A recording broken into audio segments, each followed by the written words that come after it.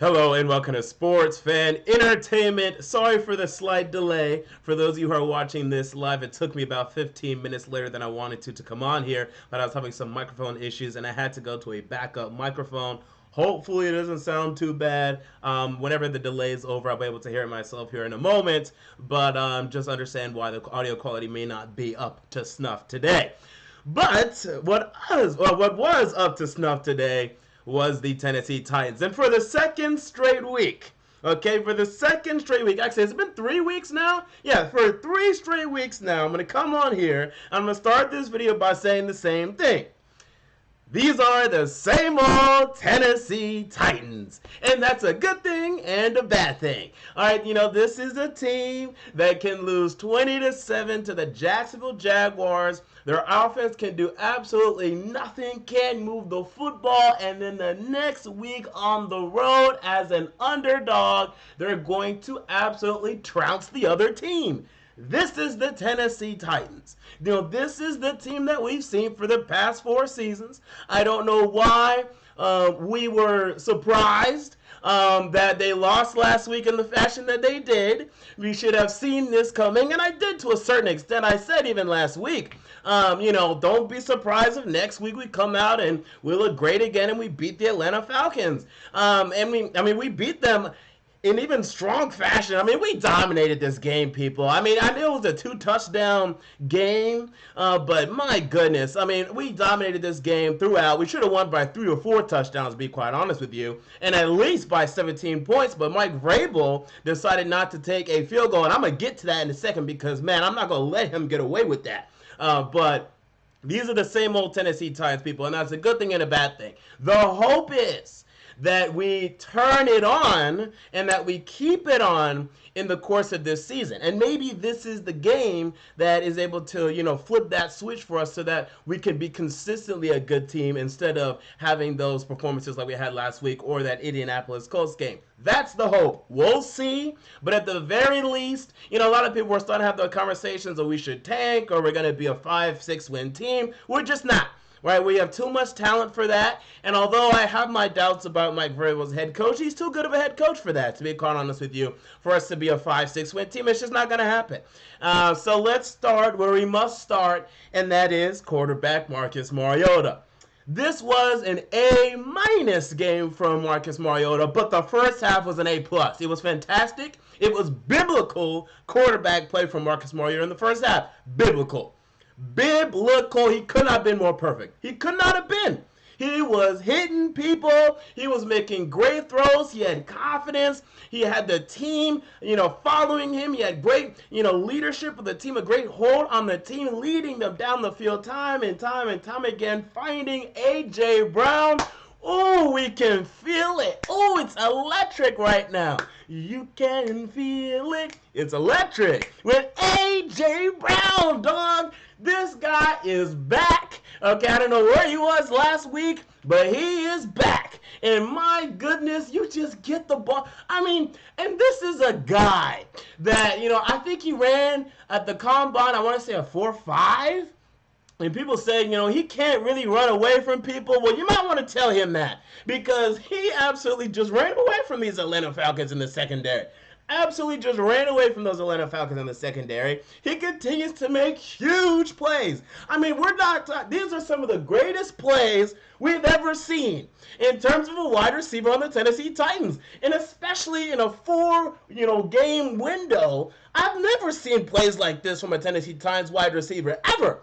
Really, I haven't. Hey, can someone tell me? Okay, Kenny Brett for that little, start of 2011. Okay, yeah, he was pretty damn great for that little 3-game window before he got hurt. Maybe even 2010. But outside of that, this is some real electric wide receiver play that we're seeing from A.J. Brown. And then Corey Davis came correct today, too. Now, he had a big 3rd down drop, okay? But some occasional drops are going to happen with him. You just have to live with that. But, he had his great touchdown catch, and, Mariota was able to find these guys. And these guys are talented, and we knew that coming into this year. That's not really a shock to us. But they're talented, and we got to get them the football. We got them the football today. And why did this happen? Why was Marcus Mariota confident today? Why were our wide receivers able to make plays? Why did this happen, people? Because Marcus Mariota today was not sacked once. He had good protection. Now, it wasn't great. It wasn't fantastic. In fact, I still don't know what we're doing on these occasional plays. We'll have these bootleg plays. We'll have these play-action plays where immediately Marcus Mariota is under pressure. Immediately.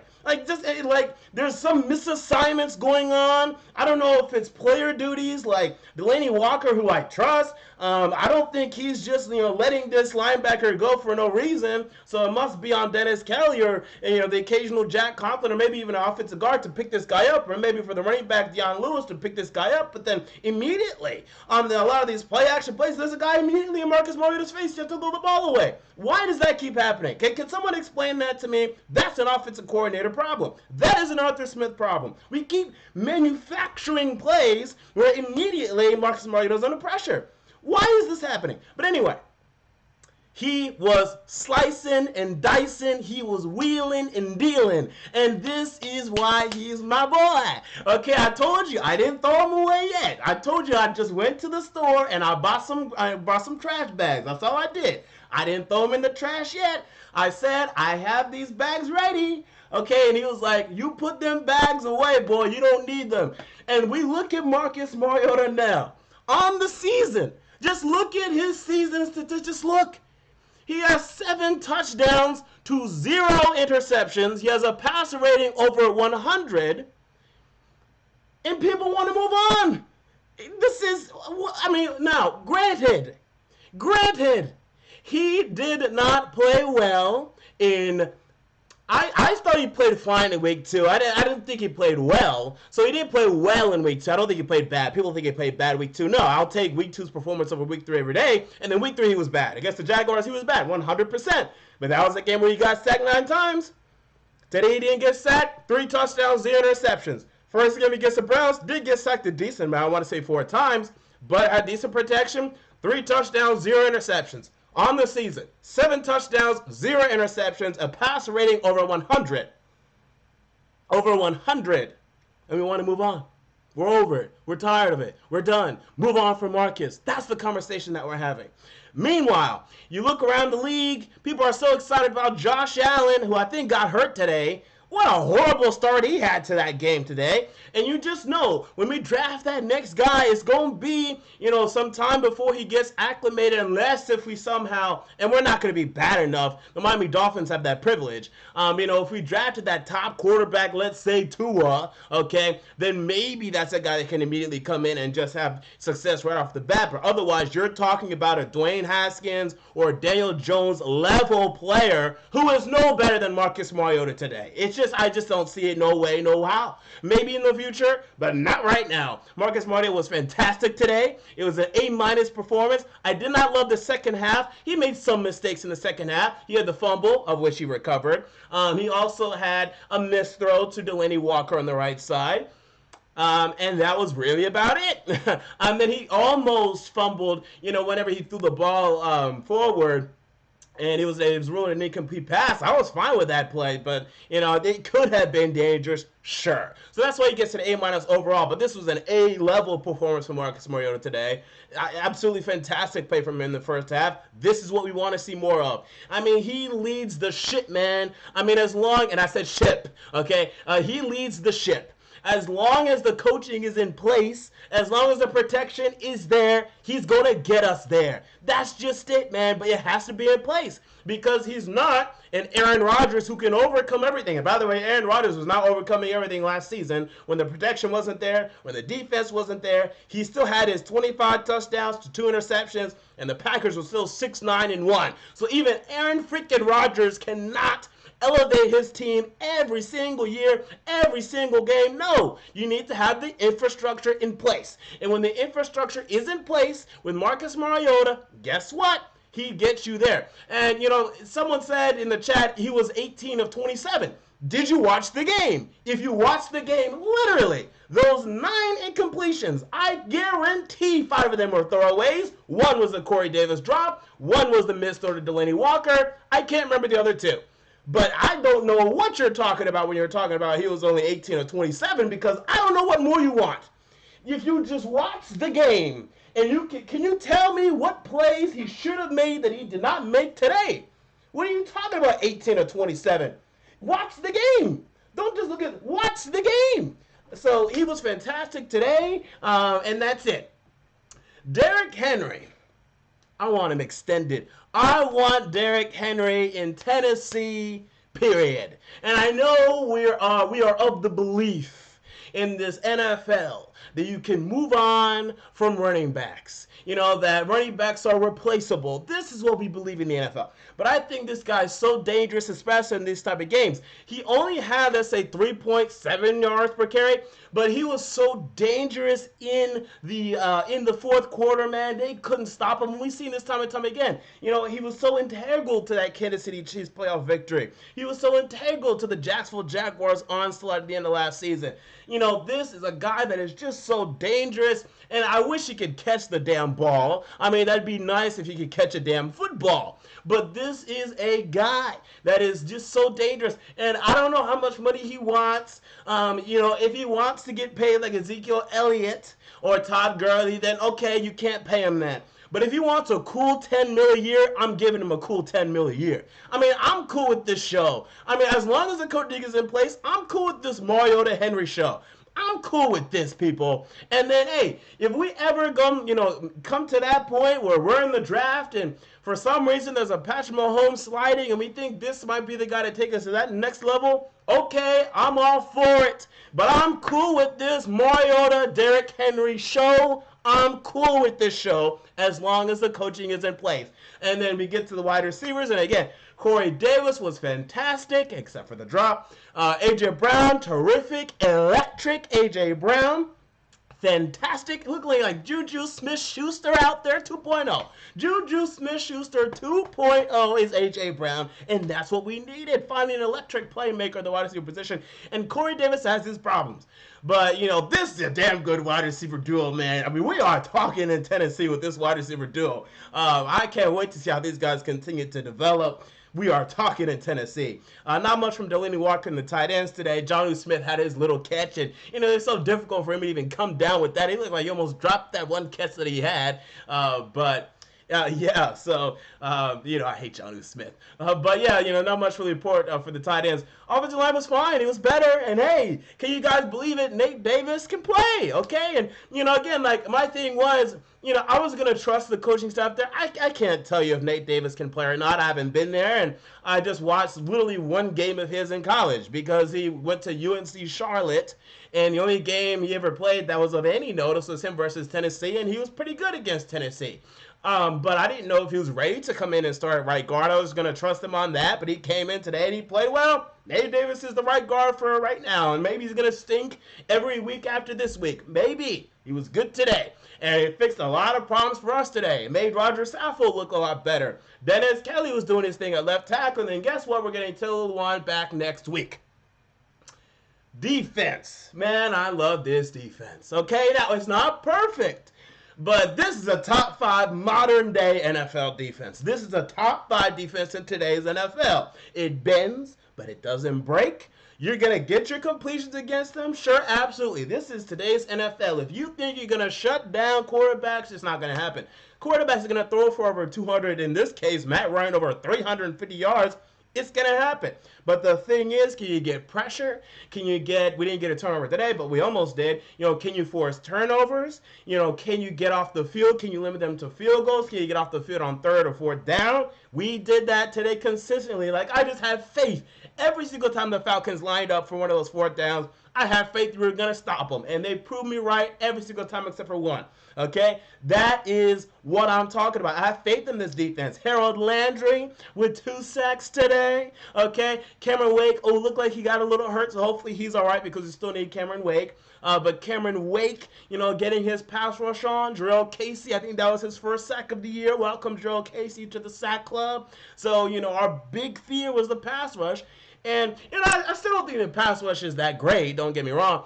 But combined with this coverage, which is pretty good, pretty damn good. Like, I know we're frustrated because, especially like Malcolm Butler, who's just, never quite able to really make the play, it seems like.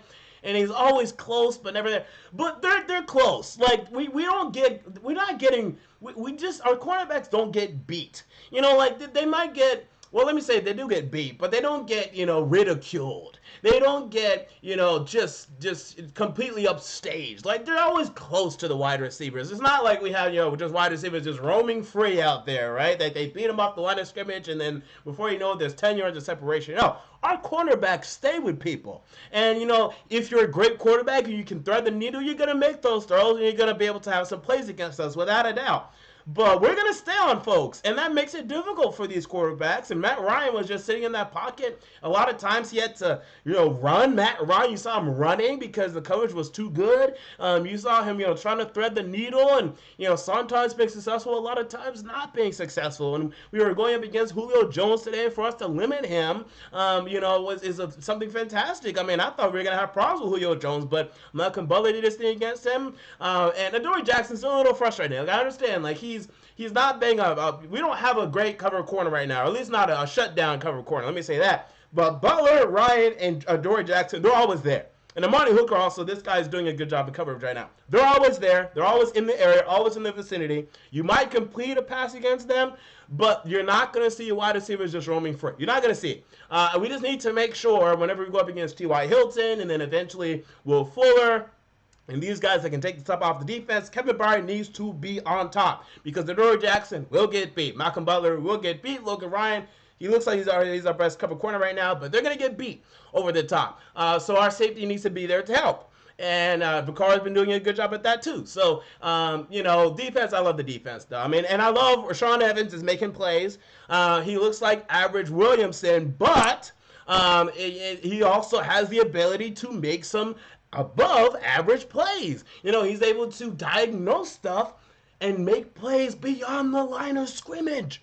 Okay, and that's something Avery Williamson never understood how to do. He's able to clean stuff up. He's able to appropriately spy and read the quarterback. He's able to, you always see Rashaan, he's just a cleaner. He's just a janitor. He's just sweeping the field out there defensively. He's just sweeping things around, just cleaning it up. And you think you're just gonna, if a cornerback, one of our cornerbacks misses a tackle, Rashaan Evans is right behind him to help clean it up, man. He's just the cleaner. Rashaan Evans is just the cleaner for this defense, and I'm all about it right now. So I love what I'm seeing from Rashaan Evans. Someone in the chat said it. Can't wait to see when Jeffrey Simmons comes back and what he does.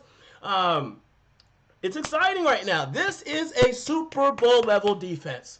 It is. As long as the offense, it has to get good, right? It's not good right now. It was great in the first half. Nothing in the second half, which is frustrating. However, that happens. Like, that you don't need to understand, like, that's just the NFL. Like, it's hard to be consistent from half to half. The New England Patriots, who are, considered to be the best team in the NFL, right? They had a horrible second half today offensively against the Buffalo Bills, right? Horrible. The Kansas City Chiefs had a horrible first half offensively against the Detroit Lions today. The best teams in the league have bad halves offensively or defensively. That's fine. But you still have to be able to do what it takes to win the game. They both did, right? So that's the thing. Whenever you're going to be no team, except for maybe the 16-0 New England Patriots, and by the way, they had, their fair share of close games that season, and then they ended up losing the Super Bowl. No team's going to, have these perfect halves, perfect games every week. Like, that's not going to happen. That's just being unrealistic. But we need to make sure we get the job done. We need to see more consistency. And we need to see more, prolific play. And we saw a very prolific first half from this football team. And were we conservative in the second half? Yeah. Let me get to this. I don't know what planet I'm on. Okay? Apparently, I went to a different planet. Because where I come from, Okay, we're on planet Earth. Okay, you take a field goal to go up by 3 possessions in the fourth quarter. Period. That's the planet I come from. That's my planet. Okay, it's planet Earth. I don't know what planet I just dropped into. What dimension? Okay, like I know we just had the Area 51 raid. Maybe there's some aliens that came out and something happened, because that's the planet I come from. Why the hell did we pass on a field goal up by 2 touchdowns in the fourth quarter? Can anyone explain that to me? I mean, I'm losing it here. These people on the telecast said, I like this decision. Go for the win on this fourth down. You know what going for the win is? Getting the damn field goal. If you get the field goal, you've won the game. You're not going to lose by up 17 points after that. There's no way. Why is being up 21 points so much better than being up 17? Can anyone explain that to me? Why? Like, I know people hate analytics. I bet you the analytic people, though, were screaming. I bet you the rate of, or the return on investment there to go for it instead of taking the field goal must be the lowest of any coaching decision I've actually seen. I mean, that is literally one of the worst coaching decisions I've ever seen in my life. In my life. I know we won the game, but this could have easily gotten ugly because the Falcons are moving the football. And I had faith in our defense to stop, Matt Ryan and company. But they're moving the football today. They could have easily scored a touchdown 24-17. Okay, they get the ball back for some time, score another touchdown, tie game. But what they're not going to do is score a touchdown, and score a field goal. There's literally no way.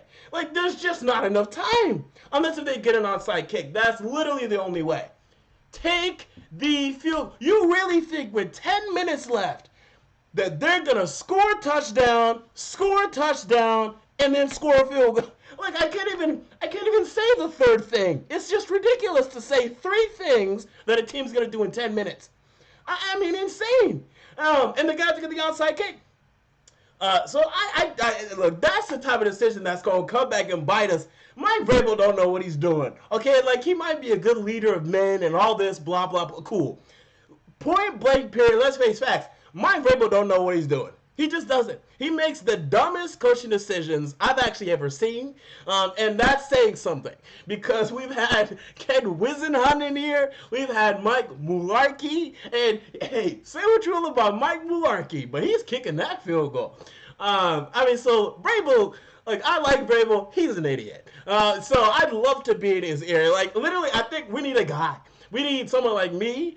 They probably won't hire me. That's fine. They don't like me very much, I think. But they need someone. They need someone like me, or just some nerd on the sideline saying, no, like, don't do it or do it, because he just doesn't know. He doesn't know when to go for it. He doesn't know when not to. He just, like, feels whatever's in his balls, and he's like, okay, I'm going for it now. That doesn't, like, literally, you need to do something that makes sense here.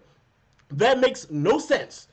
So that's just frustrating. I know we won the game. I know it doesn't really matter. But that's the type of stuff. Guess what? When we're facing that close game coming up against the Kansas City Chiefs, or we're facing the New Orleans Saints, or we're facing the Texans, that's the type of decision that's going to lose us a football game. Let me tell you right now, that's the type of decision that's going to lose us the football game. That's the type of decisions. So just get ready for that. So at the end of the day, people, here is the fact. After 4 games, this Tennessee Titans team is 2-2. If you would have asked me preseason, what will the Tennessee Titans be after 4 games, I would have told you 2-2. Now, I would have been completely wrong on the 2, because I would have told you preseason, I would have told you that we would have lost to, I think we probably would have lost to, like, the Browns and the Falcons, to be quite honest with you, and then that we would have beaten the Colts and the Jaguars. Now, we flipped that, but we're still 2-2. And that was with me still believing, and still believing now, this Tennessee Titans team would go 11-5. And I'm sticking with that, man. We have to find some things out. We have to get in the rhythm, get in the flow. We have to. I'm not saying we're an 11-5 team right now. I'm not saying we're playing like an 11-5 team right now. I'm not saying that at all. Now, I've seen an 11-5 half. You know, that was a 13-3 half in the first half. That looked like a 13-3 team in the first half. That looked like a 13-3 team in the second half against the Cleveland Browns. That also looked like a 3-win team against the Jacksonville Jaguars for most of the game. So we've seen the complete assortment, the complete range of options, the complete range of play for the Tennessee Titans this season. We've seen it all, okay?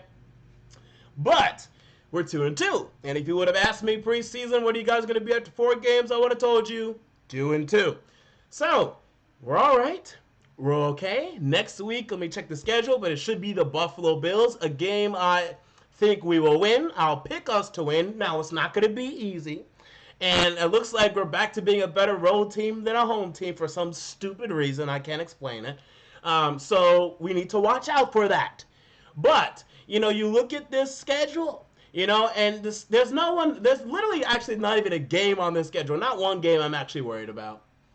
You know, I think we're just as talented as each and every single team on this schedule. The only one that might be more talented than us is the Kansas City Chiefs. Fine. We're facing them in Tennessee. Let's see what's going to happen. Let's see what's going to happen. There's not one team on this schedule. Not one team on this schedule I'm afraid of. There's not one. The New Orleans Saints, I know they're coming here week 16. Okay, cool. I'm not afraid. It's going to be a battle as long as we show up. But, you know, we have to be able to stop getting in our own way. But whenever we decide to show up, whenever we decide to play, whenever the coaching is there, whenever we're protecting well, I'm not afraid of any team on this schedule. And that's not to say we're going to win every game on this schedule. No. I still have us going 11-5, meaning there's still 3 losses to come. I could be wrong. And we could go 9-7 again, meaning that there's still 5 more losses to come. Fine.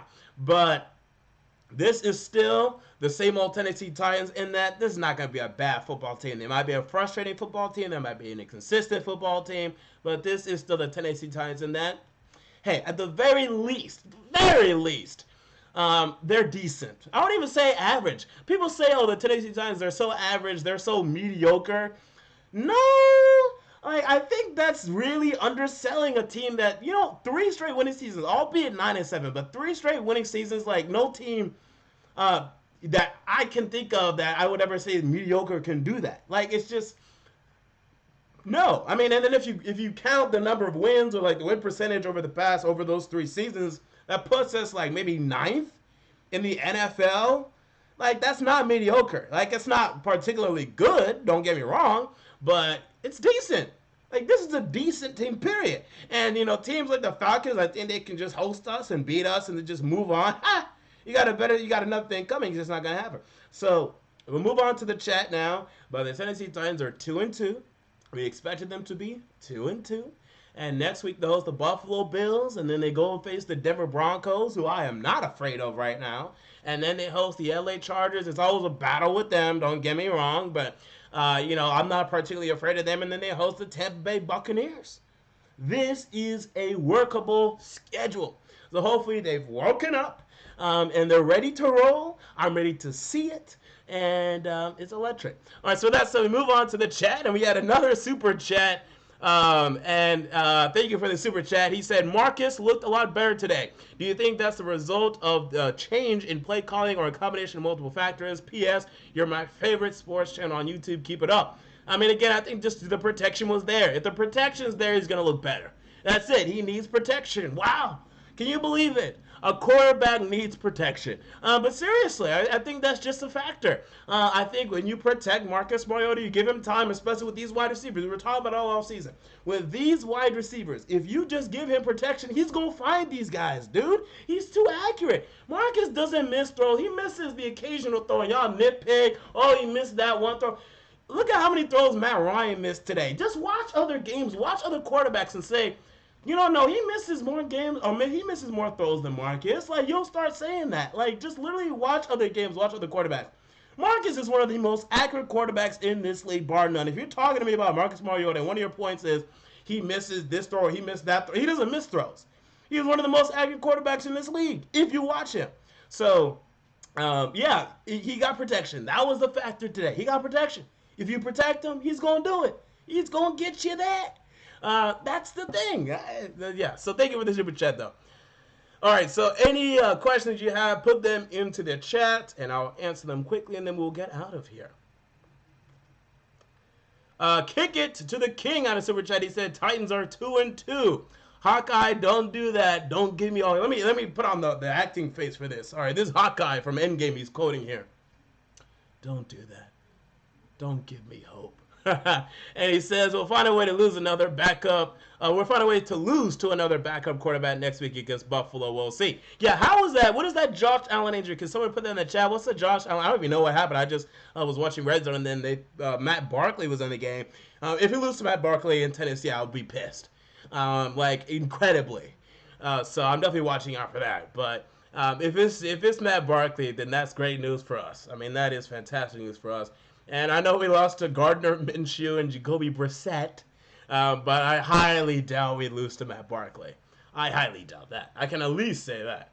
All right, what else do we have here? I'm gonna make sure I didn't miss any other super chats, because sometimes I do occasionally miss them. I don't think so. Okay. Alec Darnell tweeted, or he quoted Delaney Walker, draft the tight end. He ain't going to play. Yeah, that's true. Jonnu Smith ain't playing much. All right, Anthony Trimmings, as do you think the Titans can beat Kansas City? Not only do I think they can, I think they will. I'm predicting that right now. I've been predicting that since the preseason. They will beat Kansas City. You know, that's a team that they beat. Right, you know, first of all, they beat them specifically in the playoffs 2 years ago in Kansas City. They beat them, remember that 2016 game, that cold game, Ryan Suckoff's 50-something yard field goal, 55-yard field goal in the cold to win the Kansas City.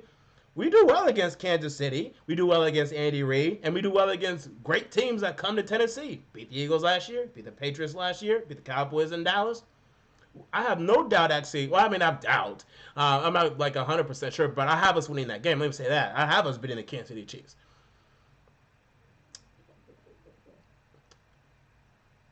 Mr. Capitalized One says, do you think Taylor Lewan will need a couple games to get back in rhythm?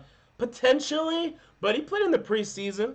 And you know, he's too talented to me, and he loves football too much. I think it's just gonna be a natural flow for him. Maybe a half. It might take him one half, but I don't think he's gonna take multiple games. I think maybe he'll have maybe not a great half, and then after that he'll be ready to go. And again, people, yeah, dude, we're getting Taylor Lewan, one of the best left tackles in the league. We're getting him back. Okay, and that's gonna make a big difference. It's so crazy, man. I try not to be so up and down, in terms of, like, I'm so excited today, right? I try not to be so up and down in my emotions, but this week to week, man, these Tennessee Titans, man, you'd think I'd be used to it at this point, but it's just crazy how, like, we can be so mortified after, like, last week's game, and today we're happy. We're not as happy as week one, though. Like, we understand, like, we're only 2-2. We still have more difficulties ahead. We got more frustrations ahead. So I think we're more level-headed. But it was a great victory. And it was an exciting victory for sure. D. Davis 24 says, what about the division around us? And I tweeted about this. I don't care.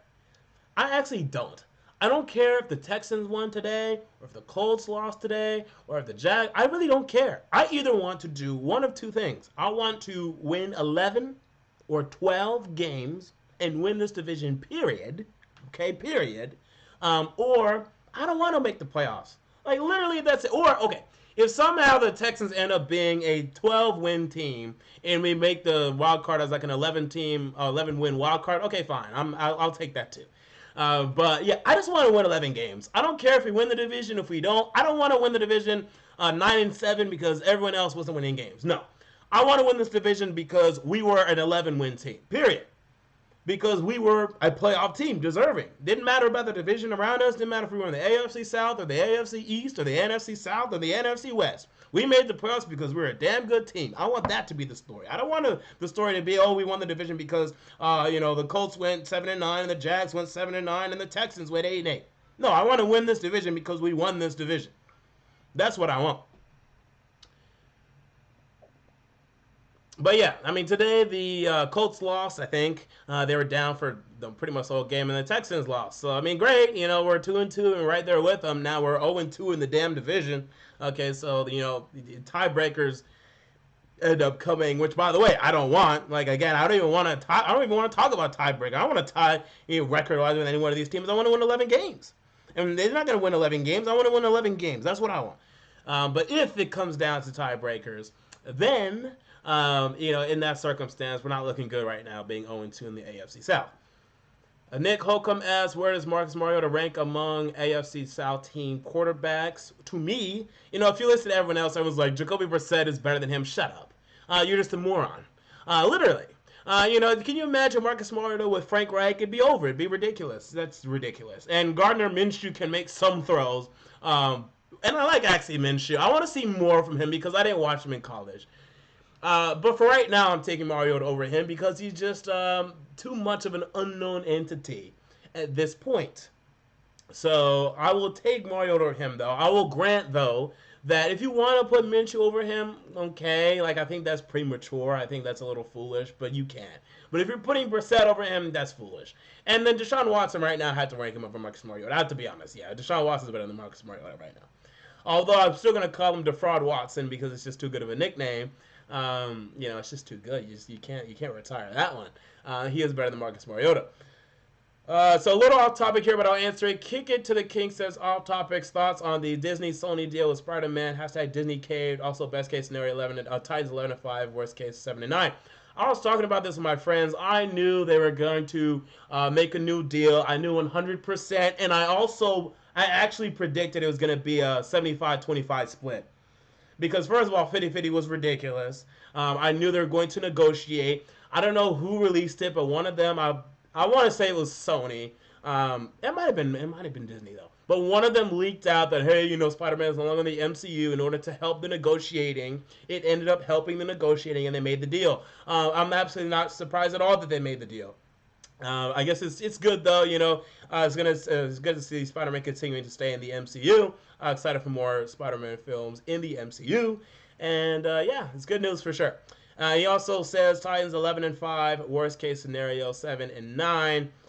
Sure. That's fine. I about agree with those numbers. I don't see us going 7-9. Like I think we're I'd say at least 8-8. And we're healthy. I mean, guys, we're still healthy too. That's a great thing. Now, assuming health, I still think we're at least 8-8 because maybe we continue to be up and down the whole year, win loss, and then you're 8-8 maybe. But I still think he's a winning football team. If you ask me, I would say 9-7 might be worst case scenario if we're healthy. But we have to stay healthy. All right, Texas Toast asked, what about Arthur Smith? And I saw someone else did too. Again, I liked him more today. I still thought he made some mistakes. I still thought he had some odd play calling. Like, I don't know why we're doing anything with Deion Lewis. Again, people, I'm over Deion Lewis. We had interest in Kenyon Drake. We need to make that trade happen. Kenyon Drake over Deion Lewis 100%. I don't know how good of a pass blocker Kenyon Drake is, but I know he's a better receiver right now. Deion Lewis stinks. So I don't know why we're doing anything with Deion Lewis.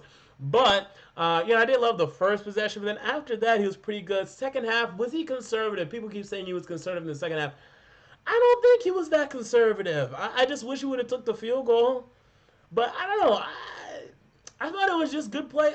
Just good, just solid play calling in the second half. I didn't think we needed to do anything too extra.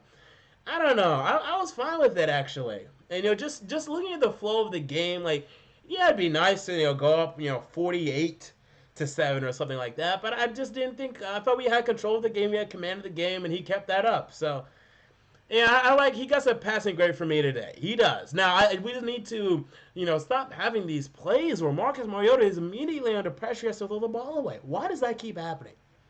Just what misassignments? What's going on here? Why is that consistently a thing? That needs to stop. We need to design better plays than that. That's just me. Small Ball, thank you for the super chat. He says, why don't you get season tickets if you live in Nashville? I'm actually not. I mean, I like going to games, but I like watching games at home. I like watching all the games, and I like going live right after. So that's primarily why I don't get season ticket. Okay, just a couple more, and then we'll get out of here. Explicit Pete, he says, hey, SFE, did you notice the offense wasn't in big tight end sets much this game until the second half? Do you think Arthur Smith finally learning to keep 3 wide receivers out there more because of talented wide receivers? I think so. Like, I mean, we were in a lot of shotgun formations in the first half. And, you know, thank you, finally. Maybe they're, hey, you might be watching me. Dude, you have A.J. Brown, Corey Davis, Adam Humphries, Dylan Walker. Those 4 need to be out there playing together. Period. Like, for at least 40% of the snaps, those 4, 1, 2, 3, 4 need to be out there. At least 40%. 40% of the time, they need to be out there together. Period. Because, again, and the protection needs to be better in order for us to, you know, be able to run those sets consistently. And when Taylor Warren gets back, that's going to help. But I just don't see how Mario's not going to find one of those 4 guys almost every single time. Like, I just don't see that. Like, that needs to be our move, dog. Like, that's the move. Like, that's what we need to do. And I think he's finally starting to learn to understand that. You saw it in the first half.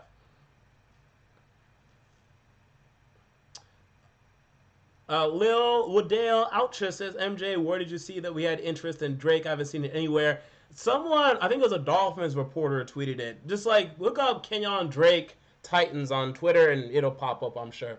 So with that said, we're going to end the live chat now. So Tennessee Titans get it done. They defeat the Atlanta Falcons 24-10. The season is not over, people. Oh, and by the way, you know, all my trash bags and everything like that. I told you if we lost today, I was going to throw, and the offense looked bad, I was going to throw Mariota and Arthur Smith in the trash.